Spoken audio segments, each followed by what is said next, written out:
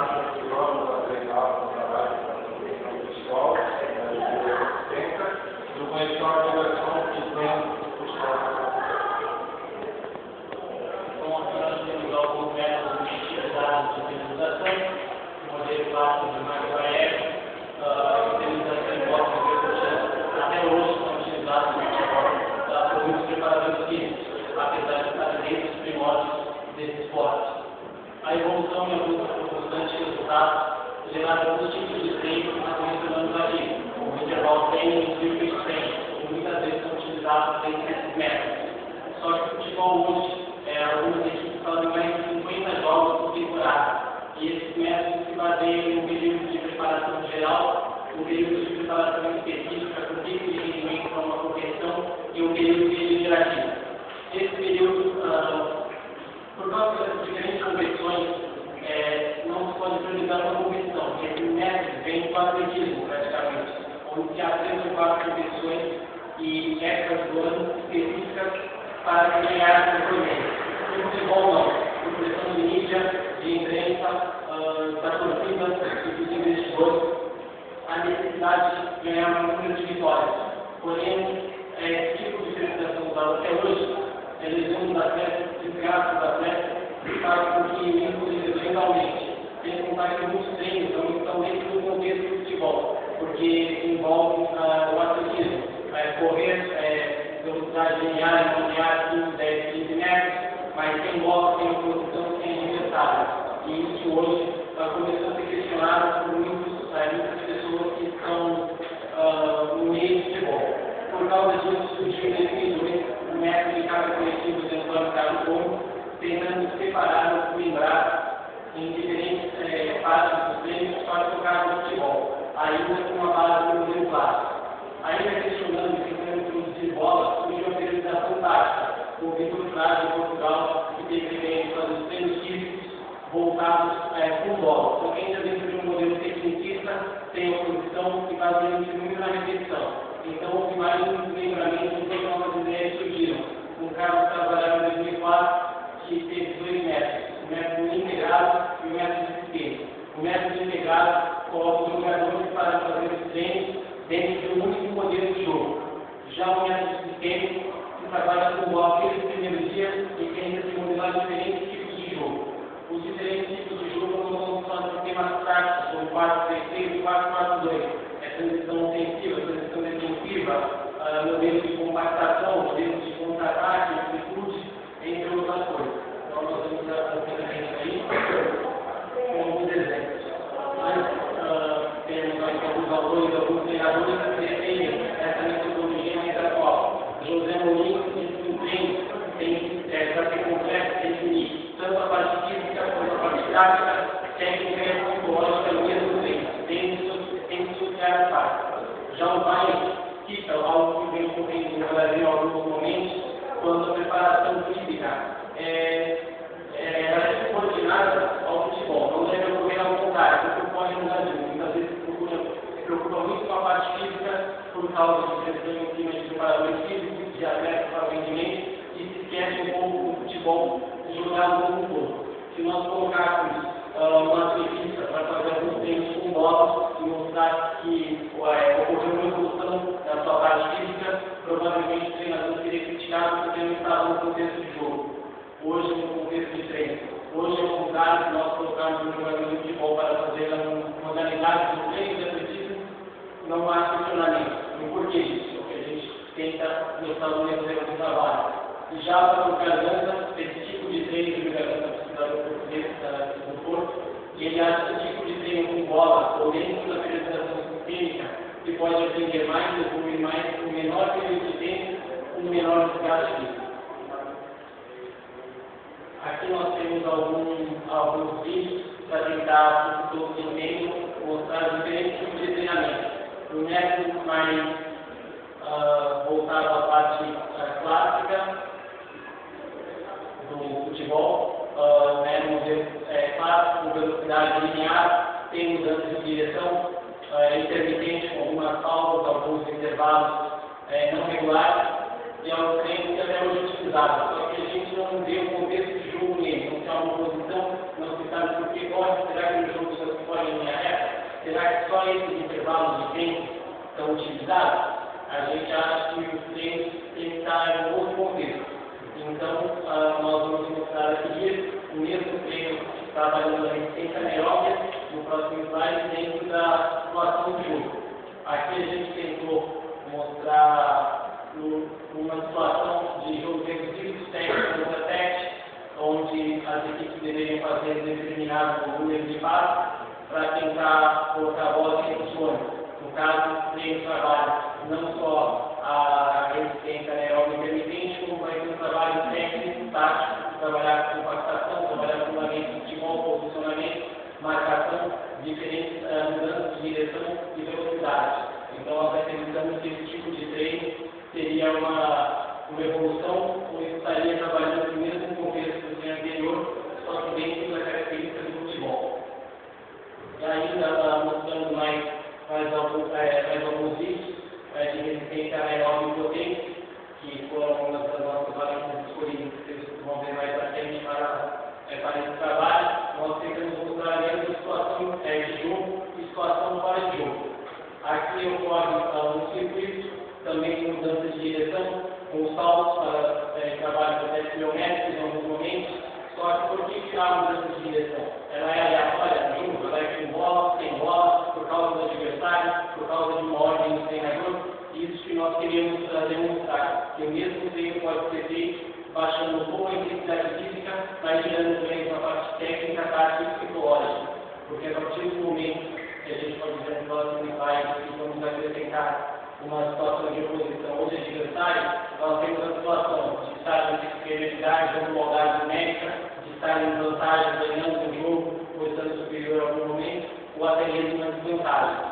Então, o que ocorre aqui, após um trabalho também de elaborar um pouco de potência, os atletas vão fazer o mesmo percurso em linha reta, vão disputar a bola em situações de finalização.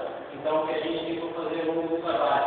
Apenas trabalho com bola para trabalhar todas as ferramentas adequadas, física, técnica, tática e psicológica.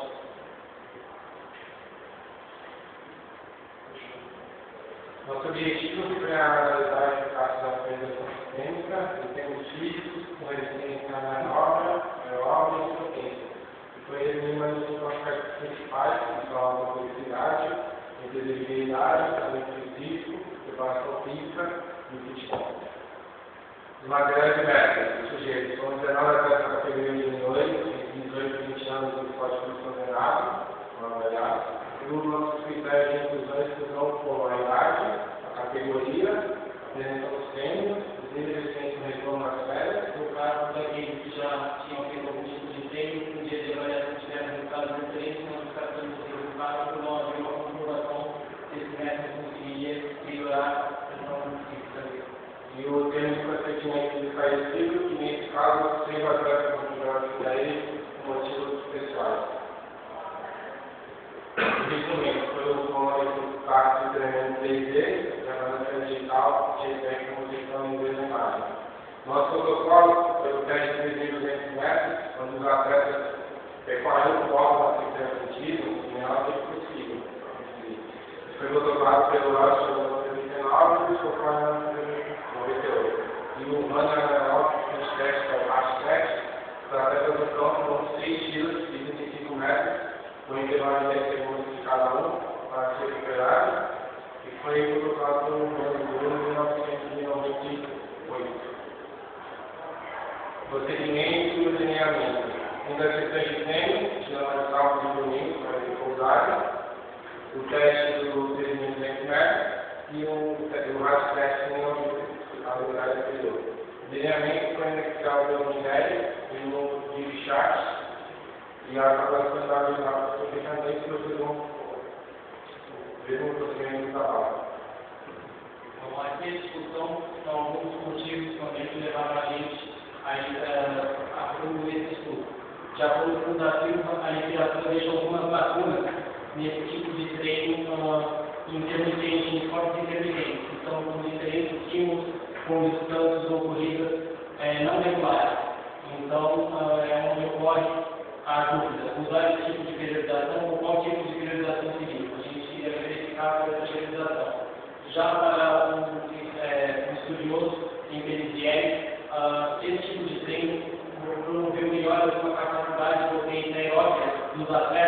como no caso de treino de corrida intervalada, de 90% a 95%, que foi o que tinha sido exibido anteriormente nos vídeos.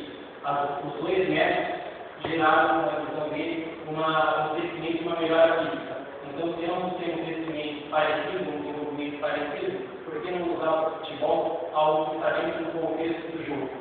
E já ficamos, ele acha que no Brasil, a visão do brasileiro sobre o futebol, ela é cartesiana, ou seja, tentam desfragmentar as partes, tentam analisar a parte física e trabalhar, a técnica e trabalhar, a tática e trabalhar, a psicológica em um contexto diferente. Por isso, não seria tão indicado no Brasil esse estudo, foi o que a gente tentou mostrar diferente. Aqui os resultados que nós obtivemos, a gente escolheu fazer os testes dos 6.200 metros no raço teste, porque são os treinos mais utilizados, o tipo de avaliação mais utilizado na periodização tradicional, para mostrar que se tirar o implemento bola, que muitos criticam, como se nós fizéssemos um teste dentro do contexto de jogo. Alguns diriam lá, mas o implemento bola pode ser atrapalhado no teste físico, ou então a tabulação de dados é diferente. Nós tentamos, por isso, seguir o mesmo padrão que muitos preparadores físicos da maneira convencional utilizam. Aqui, com resultados de resistência aeróbica para o volume de oxigênio máximo, nós tivemos antes, no retorno das férias, esses atletas do esporte público do Granado, com biólogos muito fracos, aproximadamente 3 atletas, aproximadamente 35%. Tivemos 4 atletas com VO2 fraco, que seria o equivalente a 20%, e teríamos apenas 2 no nível regular, que também ainda não é longe do ideal. Já depois dos 30 sessões de treino, nós tivemos 3 atletas com um nível bom e todos os demais, os outros 16 a nível excelente, o que dá um certo de 80% dos resultados. Já que ainda comparando com relação ao nível de potência, começando pela potência máxima, 68,42% dos atletas, aproximadamente 40 atletas, tiveram um resultado na metodologia aplicada, outro 6,31% resultado aceitável, e apenas um que foi descartado para essa pesquisa nível excelente, já na potência máxima. Depois desses treinos, 4 ou 21,6 apresentaram resultados bons, e a nível excelente, tudo de 15, equivalente a 78,94%. Em nível de potência média, no caso, tivemos antes do treino 10 a nível fraco, equivalente a 83,63%, 8 a nível aceitável, que é 41,10%, e apenas 1 a nível bom, que é equivale a 5,23%. Depois da metodologia, nós tivemos 4 a nível bom, que é 21,06%, e 78,94% 15 atletas a nível excelente. A potência mínima, antes da pesquisa, ou antes dos treinos, a nível fraco, 26,31, equivalente a 5 atletas, 7 atletas a nível aceitável e 7 atletas a nível bom, 7 equivale a 36,84%. Já depois dos nossos treinos, 1 a nível bom, que é 5,27%, e 94,73% dos 18 atletas a nível excelente. A gente optou por mostrar aqui tanto em porcentagem quanto em número de atletas, porque às vezes falando de 94% dos atletas, nos tem uma noção de quanto é isso, será que são 16, 17, a gente vai ver também os dados com mais precisão. Para o índice de fadiga, que também era algo que a gente queria deixar em nível excelente significa que se gastar muito pouco após o treinamento. Antes desse treinamento, deve custar 82,73 para metade, estavam muito desgastados após o teste, 8 estavam em nível aceitável e apenas 1 a nível bom. Logo depois desse treino, nós tivemos 1 a nível bom, que equivale a 5,27, e 18 a nível excelente, 94,73. Praticamente não negando tanto alto após as avaliações. E a nossa conclusão foi que a apresentação sistêmica mesmo está maior nos aspectos dos jogos de jornada vaga, tem muita dificuldade em questão provadas por testes que são realizados. Dessa forma, os estruturadores físicos podem utilizar a metodologia atualizada do contexto, jogo e intimamente coligado ao futebol para trabalhar baseadamente, permitindo evoluções mais além do aspecto, utilizando uma carga menor pequena, menor equilibrio e, consequentemente, menor chance de lesão. E nossa vez também, nosso professor José Luiz Gonçalves Dora, que nos atuou 6 meses para fazer esse nosso trabalho, os professores na casa do médico, saudade a família, nosso clube de futebol, que é uma parceria com a produção de futebol clube, Associação América Portuguesa, esporte muito trabalhado, que utilizamos bastante, o Vasco da Gama de Sim, Portugal, e o clube de Marítimo, que o amigo do estava fazendo estágio americano lá, conseguiu sair. Espero que vocês tenham gostado do nosso trabalho. Muito bom.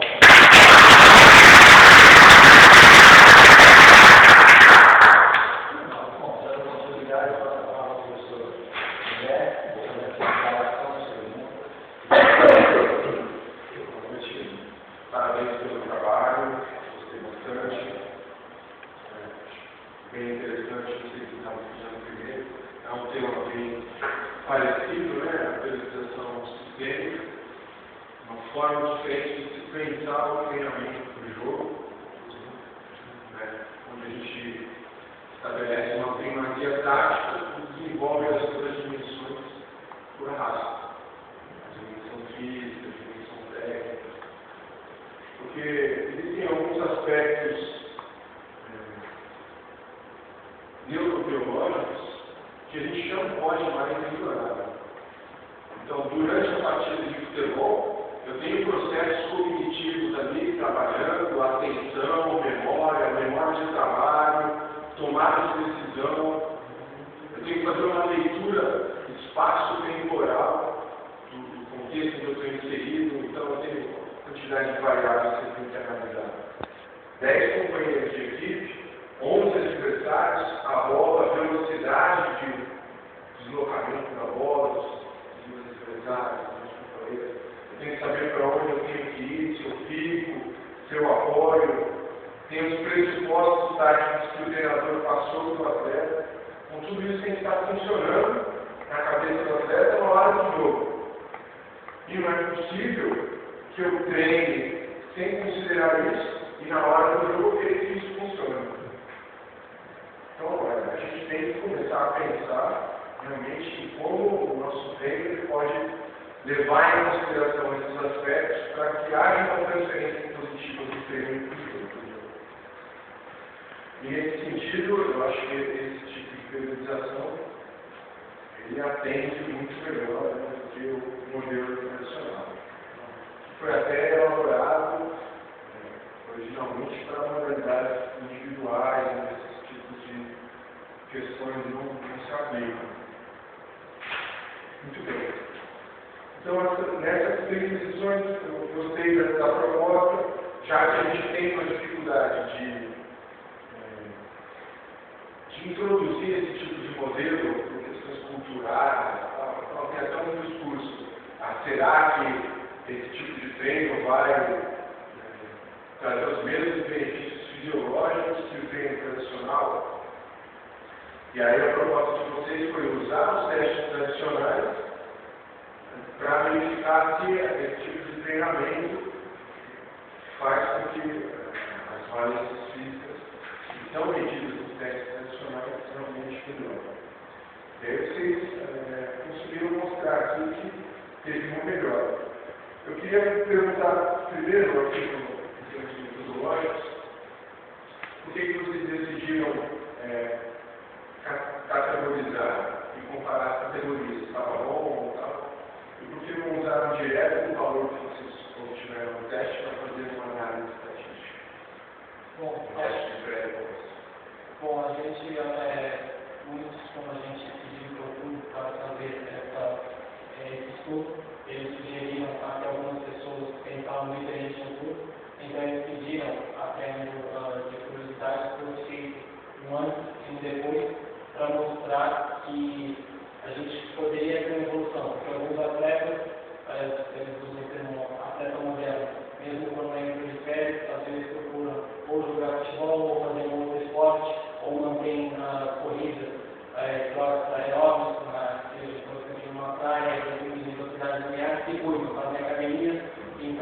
se essa prática esportiva fosse regular e esses atletas voltassem das férias já com níveis bons ou excelentes, eles iriam, alguns iriam questionar que já estavam no níveis ótimos ou excelentes. Então, não teria havido uma melhora, uma manutenção do que esses atletas ganharam. Então, já teriam outros que talvez não descuidaram, ficaram sem fazer algum esporte, chegaram, aproveitaram do treino e conseguiram evoluir. Então, para que fosse bem assim, diagnosticado, a gente já tem um pedido do grupo e resolvemos fazer o antes e o depois para ver se havia um crescimento, se todos já estavam dentro dos níveis ótimos, porque muitos colegas têm que para manutenção durante já a fase de temporada. Durante a pré-temporada, os colegas devem ser utilizados 3 períodos, um de manhã, uma tarde e uma noite, e deve ser utilizado por ter a preparação convencional e tradicional para se alcançar o linear, para se alcançar os alunos em combustíveis. Então, nós resolvemos mostrar também, para tirar esse questionamento, que poderia ser feito desde o primeiro dia. Entendi. Então, vocês tiveram uma preocupação no baseline, né, no começo, pegar aquele sujeito, se eu estou vindo no período de férias, vou começar, eu espero que tenha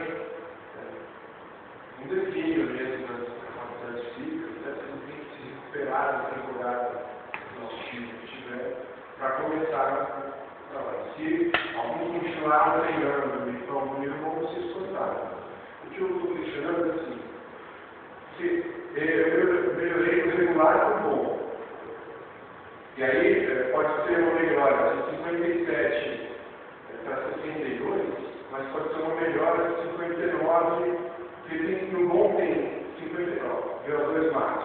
Regular de 57 a 59. E o bom de 59 a 62. Então, em termos de apresentação, eu achei interessante também fazer essa análise, de pegar o valor do teste, do 57, do 71, e fazer uma análise estatística. Do número, do valor numérico, para ver se tem uma diferença estatisticamente significativa ou não. Porque isso também tem um peso. Esses são um dos aspectos que eu gostaria de. Outra coisa aqui no gráfico, que se mostrou da potência máxima, tem um sujeito que está excelente no pré-teste. Eu coloquei ele não entra. Então, se não entra, se ele for cortado, não vai ser curado. Tem um indivíduo no pré, antes que está excelente. Se ele não está entrando na estatística, ele não aparece. Outra coisa que eu acho interessante, se vocês pensaram, se vocês têm uma ideia de como avaliar, na metodologia da priorização sistêmica, essas capacidades físicas. Bom, existem livros, né, existem, mas existem alguns tipos de testes com bola, tem velocidade linear, velocidade não linear, condição de bola, passagem do saco, ainda dentro de uma maneira tecnicista, com bola, mas sem oposição. Então existiriam testes que poderiam ser feitos, sim, a gente pensou em fazer, mas no sentido de comparação, a gente preferiu não evitar esse treino, mas para tentar causar um choque. Né? Teriam vários testes, né? Alguns testes assim, a nível de 15 metros, percorrer com bola 15 metros, passar com o controle de bola por 15 pontos, ao término de 15 metros, 15 para ida, 15 voltas sem oposição, cronometrar o tempo, e assim teria feito resistência aeróbica com bola. Poderia, um exemplo de teste, não teria um teste que poderia ser feito assim.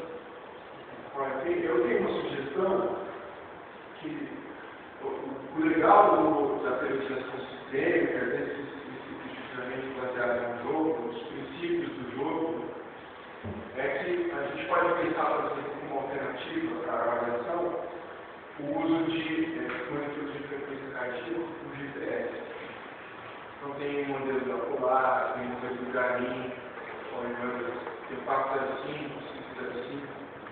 Então, esse tipo de equipamento que conecta com o satélite E aí você tem o deslocamento do jogador em campo. E isso é bacana porque depois eu importo esses dados para o computador e ele faz um gráfico da velocidade, da frequência cardíaca e mostra os deslocamentos. E aí eu tenho, por exemplo, num jogo formal, se fizer lá 200 de 15 minutos, eu tenho um padrão de deslocamento dele, uma quantidade de mudanças de direção, quantidade de tempo que ele ficou em cada zona de frequência cardíaca. E aí se você tem um teste de V2, tem um teste de limiar, você sabe em que zona aquele atleta ficou, acima do limiar 1, acima do limiar 2, quanto tempo ele ficou, quantidade de bits. E o que dá para mostrar, por exemplo, eu vou em um jogo de 7 contra 7, de 15 minutos. Eu vou e altero a regra do jogo. Então você falou em transição defensiva. Se o meu time perder a posse de bola, tem que recuperar a posse de bola em menos de 5 segundos. Ou então todo mundo tem que passar para trás da linha 3 em menos de 5 segundos. Então essas mudanças na regra fazem com que a demanda fisiológica aumente. Então aí é uma evidência que vocês podem utilizar depois para mostrar que esse modelo de jogo tem um impacto fisiológico importante. Porque eu não estou dando mais piques, não estou aumentando a minha velocidade de deslocamento, não estou fazendo mais mudanças de direção à toa. Eu estou pensando nas regras do jogo, eu estou cumprindo os pressupostos táticos que o treinador passou, eu estou fazendo a leitura do jogo e aí estou exigindo mais fisiologicamente dentro de um contexto, que é a proposta do trabalho. Eu gostei bastante do trabalho, acho que é uma contribuição importante para mostrar que esse tipo de periodização tem um efeito positivo, né? Na fisiologia, na preparação física, mas de uma forma contextualizada.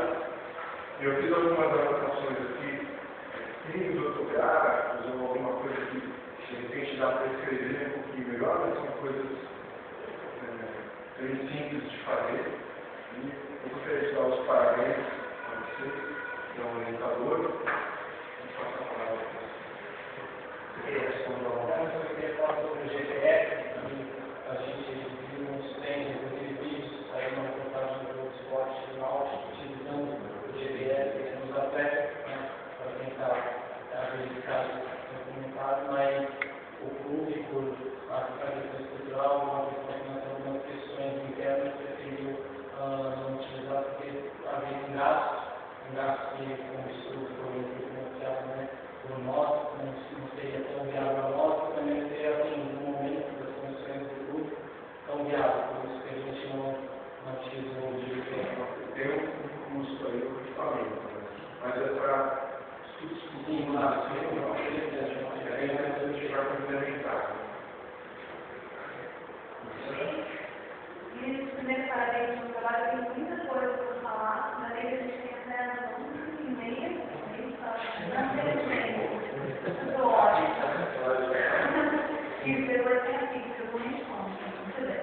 Eu tenho uma pergunta, tenho 4 sugestões de parte metodológica e tenho uma sugestão do futuro que acho que tem a ver com o que o André estava falando sobre a questão do GPS, de pensar no futuro.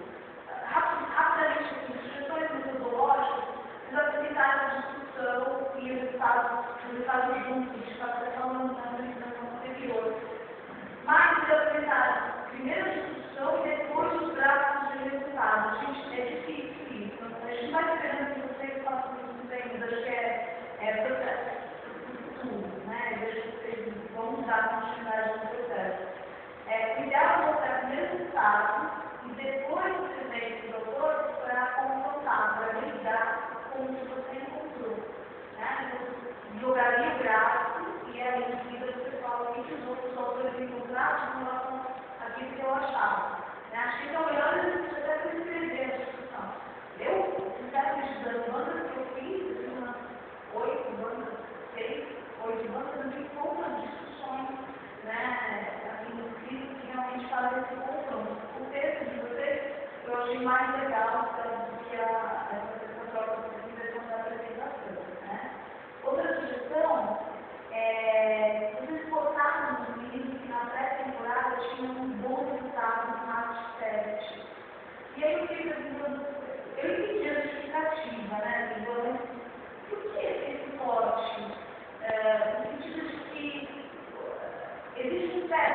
rato teste, isso? A gente fez um corte porque, assim, a nível de crescimento, ele já estaria desde o crescer, só manutenção. Tanto que até foi mencionado, né, o André, que a gente chegou a colocar no gráfico, tinha uma certa nível excelente, ele aparece no gráfico, mas a gente, assim, nós consideramos, mas no gráfico nós não devemos considerar, assim, entendemos assim, porque quando ele já está em nível excelente, sinal que ou ele sério. Então, ele fez algum tipo de treino, alguma metodologia, mesmo que não tenha sido colocar o futebol, e deixava no nível excelente. Então, poderia partir do pressuposto, foi o que algumas pessoas até questionaram, na nossa ideia inicial, vocês vão utilizar o atleta que já está em nível excelente, você tem a manutenção. Então, seria interessante não utilizar o atleta de nível excelente na pesquisa. Coincidentemente, só teve um. Eles sugeriram que a gente diminuísse, tirasse um apenas por essa ocasião de não a manutenção, mas sim para ver o crescimento desde o primeiro dia. Já está no nível excelente, então, teoricamente, se a gente fizer do tradicional toda a presença sistêmica, vai haver manutenção. Depois de vocês mandarem esse artigo para um característico científico, acho que vai ser uma coisa que, de repente, pode ser interessante. Se vocês não tiverem essa planta, nos valores médios trabalharem, nos valores médios, essa planta não vai atrapalhar a diferença que houve entre o pré-corte, que está evidente, o bicho testar estatisticamente teve diferença. E esse atleta, especificamente, caso você tenha melhorado um pouquinho do que já estava bem, ele não vai fazer essa diferença. Então, talvez, não dá problema para a discussão, né? Talvez não seja uma questão interessante. Outra coisa na parte de metodológica, não compreendo mais especificamente. Porque estudo de vocês experimental, isso é o único que é difícil fazer. Experimental fora. Você faz isso, você submete o caso no tratamento, você está claro que o tratamento foi esse, desde o máximo possível. A gente escreveu com a fala aqui, ela tem também, mas o tratado teve também. Mas tem tudo outro que você tem que publicar isso, viu? Acho que tem que tentar submeter uma revista, essa é a ideia. E uma outra questão, os gráficos, vocês mostraram aqui, os gráficos assim, de desenho, eu não consegui, achei que não ficou muito claro, essa definição dos próprios valores médios, pré e pós, acho que não trabalhar com valores percentuais. Porque esses valores percentuais, eles classificam o atleta numa tabela normativa. E aí, que tabela normativa é essa? Diferente de população, né? Então, acho que os valores médios vão ter. Estou falando já para os primeiros municípios. Perfeito. A minha questão para vocês é, e aí vocês têm mais uma colocação. Preparador físico. Como que o papel do preparador físico nisso? Pensando no termo preparador físico, né? Preparador tático, preparador, como que fica essa relação, assim? Na sua prática, né? E vocês que sabem também trabalham, quando você faz uma coisa com sistema, você não tem, olha, tem gente! Aí, obrigada. Quando a gente fala isso, quando você faz essa preparação, as outras pessoas da comissão técnica não ficam melhorosas, o que está fazendo trabalho diferente de outros grupos? Então, houve, né, falando em parte prática, esse trabalho de especialização foi realizado em 2011, que foi o ano do título do São Bernardo como campeão paulista sub-20, primeiro título de um clube de 83 anos, utilizado essa especialização. Científicos ou estudos. Já ocorreu uma polêmica. E esse ano, durante a preparação, houve uma troca desse tema durante a competição. Tem uma paragem de 30 dias, entre 30 dias, a equipe tinha alguns resultados, ainda em vista, mas preferiram voltar ao método tradicional. Ou seja, existia uma preparação, alguns preparadores físicos ficam inseguros, alguns preparadores físicos não gostam e acham que poderiam perder espaços. Tem até textos dos sites da Universidade de Futebol questionando a questão do preparador físico, ou até fazendo uma ironia, né, brincando que o preparador físico do futebol pode acabar. Então, no caso, para treinamentos de academia, né, na força ele pode ser contínuo, no caso, assim, em outros países que já está sendo utilizado, mas sim, a comissão técnica trabalha como um todo, porque já que o treino é acoplado, o trabalho da comissão seria acoplado. Então, analisa os próximos adversários, analisa a competição em questão, eles sentam juntos e conversam. É interessante trabalhar novamente, preciso trabalhar mais ataque, mais defesa. Então, todos elaboram bem juntos. Teria lá, claro, uma pessoa mais voltada para a tática, uma mais apatística, outra mais da parte de goleiro, mas apenas porque está numa fila de passar não tem alguém especialista e não errar. Alguém é bem capacidade, mas todos juntos chegariam ao resultado do treino acoplado. A última colocação que a gente tem embora, você tem a questão da importância de momentos do jogo, né? E isso funciona para a transferência para a hipótese do teste de potência aeróbica. Se você proibir o clube, eu não estou prejudicando a potência aeróbica. Eu acho que agora ela não passa mais para você perguntar para o clube que além de não estar prejudicando a potência aeróbica e estar melhorando mais, eu ainda tenho uma melhor interferência que tem aspectos políticos, tem aspectos de tomada de decisão. Eu acho que vocês estão agora no processo que é procurar instrumentos para avaliar a questão da complexidade do jogo. É claro, né, no caso, a sugestão do André, de pensar as filmagens, o público está em padrão tático, mas o que dá para fazer isso por filmagem também, né, com câmeras que sejam ajustadas. A gente tem o GEPAI, que é um teste que o primeiro grupo mostrou que a gente usou de tomada de decisão. Então, ir atrás de testes cognitivos para mostrar esse pré-pós no aspecto cognitivo, já que a potência melhorou, né? Que era o princípio pior, quer dizer, a valência mesmo que num treinamento tradicional com melhoraria, né? Então, comparando a hipótese, eles conseguiram melhorar. Mas acho que há coisas mais legais que esse método de persistência trabalha, né? Pressuposto, agradecer a vocês pela oportunidade de estar junto com vocês.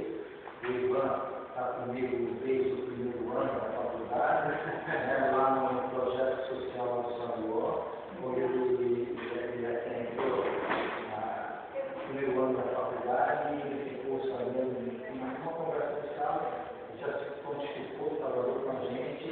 Infelizmente o projeto acabou, né, por conta do presidente. Ele passou lá pela portuguesa e eu tenho certeza que vai ser um profissional de talento com toda essa pesquisa, essa vontade incessante, né?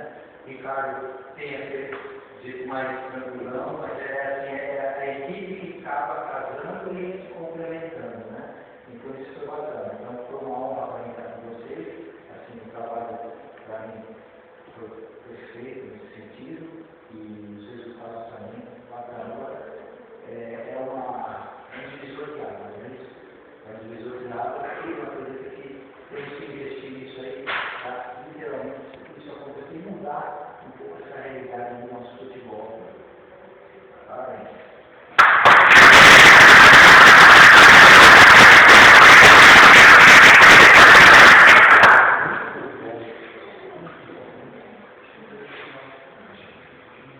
Okay.